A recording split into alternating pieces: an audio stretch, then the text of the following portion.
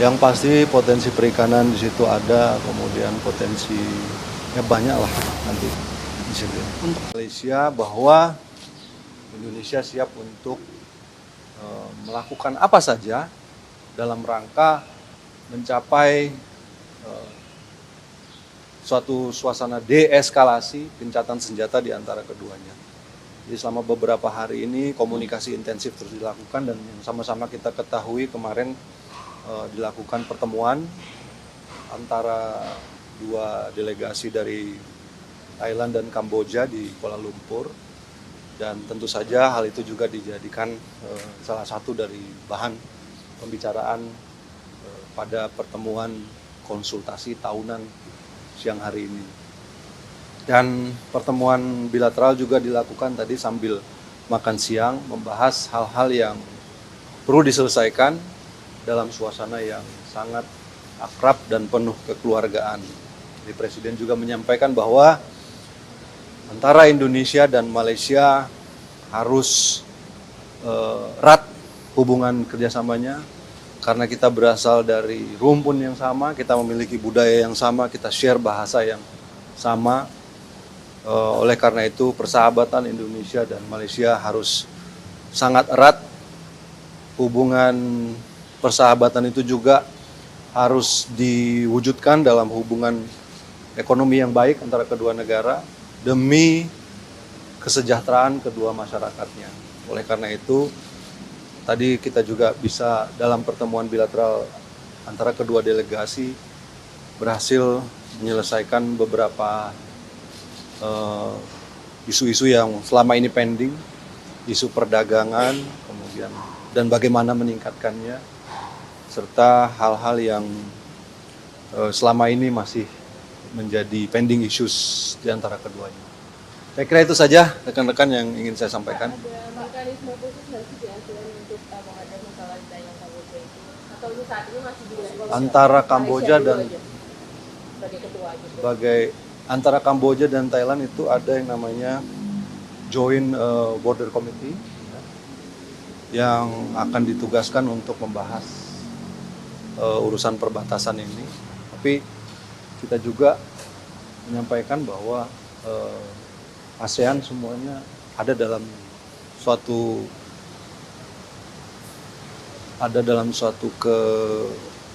keyakinan yang sama bahwa kita ingin menyelesaikan ini dengan cara kekeluargaan dan dengan cara ASEAN. Pak, Indonesia kan negara Yang lain? terbesar Pak, secara ya. spesifik di bidang perdagangan, khususnya meningkatkan perekonomian, apa Pak yang dibahas?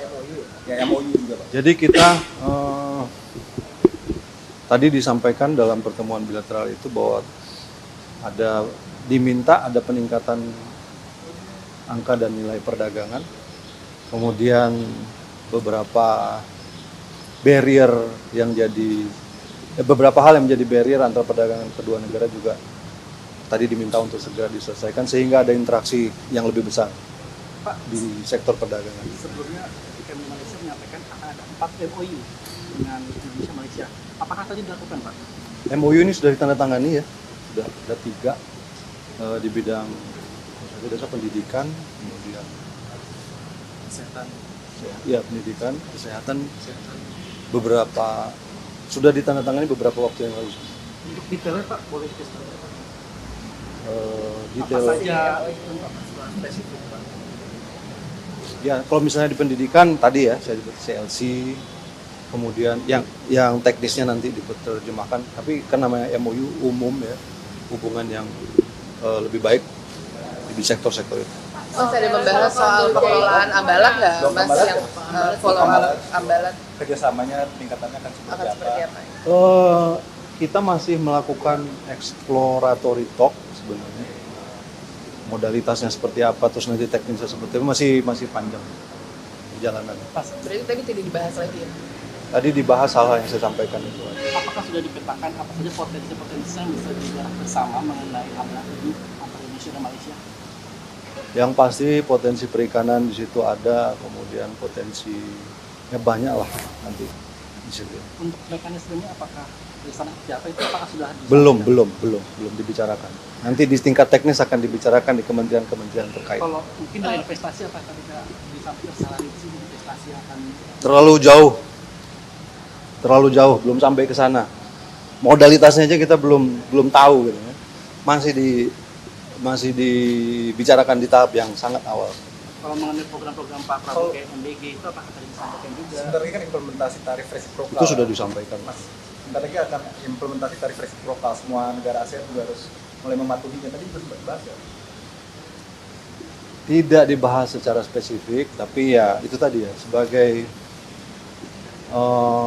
jadi gini, kita itu sebenarnya kan punya inherent strength.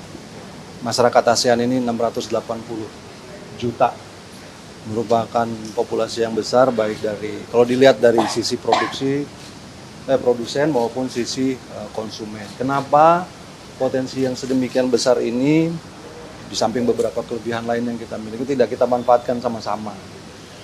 Jadi ada suatu, ini juga sudah saya sampaikan pada saat AMM di Kuala Lumpur, ada satu kesadaran bersama bahwa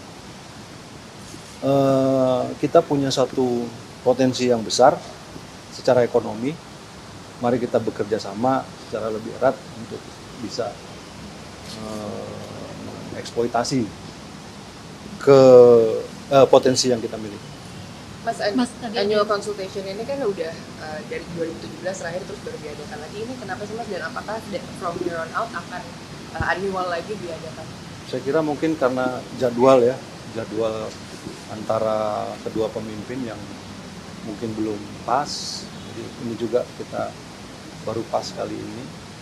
Dan mudah-mudahan ini bisa jadi. Karena saya kira banyak hal-hal dan update-update yang perlu terus dikomunikasikan, dan saya kira ini satu mekanisme yang baik.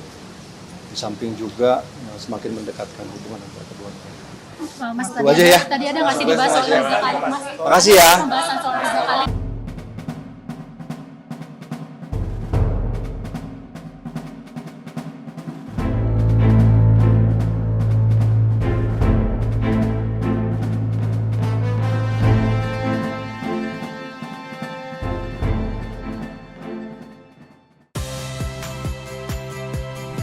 Saya Audrey Chandra. Saksikan program-program Kompas TV melalui siaran digital, pay TV, dan media streaming lainnya. Kompas TV, independen, terpercaya,